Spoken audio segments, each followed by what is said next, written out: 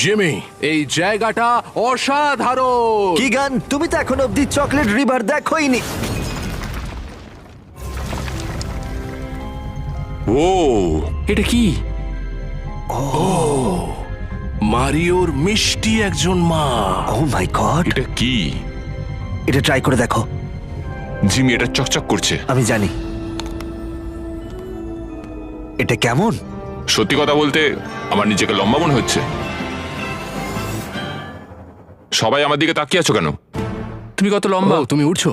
মানেটা কি? জিমি, দেখা যাক কি হয়।